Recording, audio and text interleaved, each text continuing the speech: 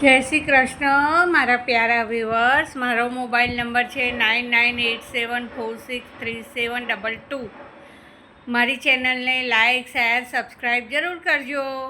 હવે આજ હું લઈને આવી રહી છું તમારી સમક્ષ શક્કરટેટીનો રૂડો, શક્કરટેટી અને કોકોનટનો જ્યુસ છે, તે મજેદાર જ્યુસ. હવે એની માટે સામગ્રીમાં જોશે 1 નંગ શક્કરટેટી અને 1 નંગ પતલી મલાઈવાળું લીલું નાળિયેર.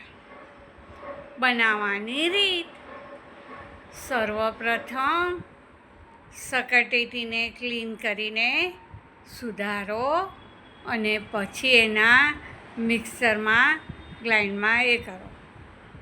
પછી એની અંદર જે લીલું નાળિયેર લીધું હોય એની જે પતલી મલાઈ હોય એ એડ કરો અને મિક્સ વેલ ચન કરો.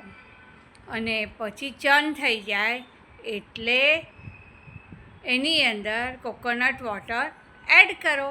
તો તૈયાર છે શક્કરટેટી with coconut water juice. Coke થમ્સઅપને બાય બાય ટાટા કરો અને તૈયાર છે રૂડું ને રૂપાળું શક્કરટેટી કોકોનટ જ્યુસ. જય શ્રી કૃષ્ણ.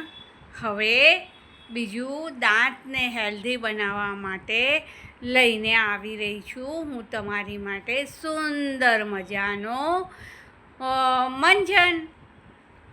દાંત હેલ્ધી તો શરીર હેલ્ધી. શેરડી ખાઓ, એપલ ખાઓ ને દાંત મજબૂત. તો ચલો શરૂ કરીએ. કેરીની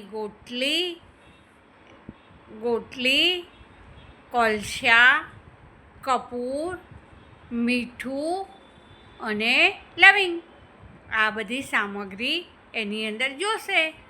સર્વપ્રથમ કેરીની ગોટલીને આપણે કાં તો તડકે સૂકવો અથવા પિંક કલરની છે તે ગેસ ઉપર શેકી લો ને પછી જે અંદરનો ભાગ હોય એ કાઢો અને પછી મિક્સરમાં ચન કરો.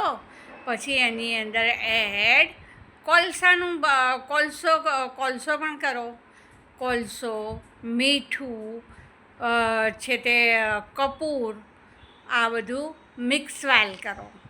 તો તૈયાર છે આ રીતનું એકદમ મજબૂત દાંતને સ્ટ્રોંગ બનાવનાર મંજન. હવે જય શ્રી કૃષ્ણ. હવે હું તમારી સમક્ષ લઈને આવી રહી છું કારેલાનું અને બટેટાનું શાક. તો કારેલા ને બટેટાનું શાક બનાવવા માટે જોશે કારેલા 5 કિલો અથવા તો એને ઘરની જરૂરિયાત મુજબ, અને બટેટા પણ 5 કિલો.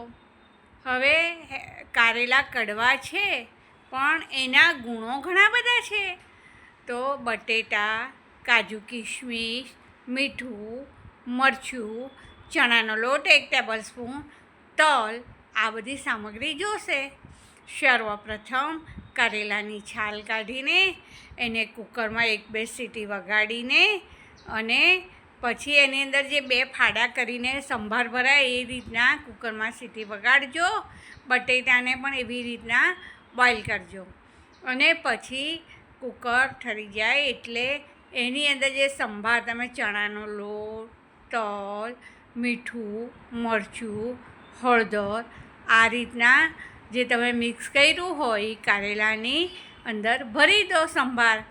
અને પછી ઓઇલ ગરમ કરવા 1 ચમચો મૂકો ને એની અંદર કાજુ ને કિસમિસની જે સોતળી લો અને પછી જે કારેલા તમે સંભાર ભરેલા હોય એ એની અંદર છે તે કારેલા ને બટેટા એ કરો. તો તૈયાર છે રૂડું કાજુ, બટેટા ને કારેલાનું રૂડું ને રૂપાળું શાક.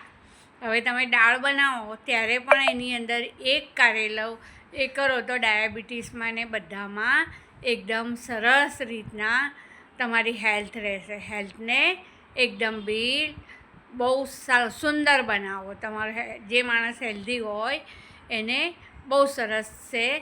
કાજુ કારેલા કડવા છે પણ એના ગુણો ઘણા બધા છે. જય શ્રી કૃષ્ણ દર્શક મિત્રો.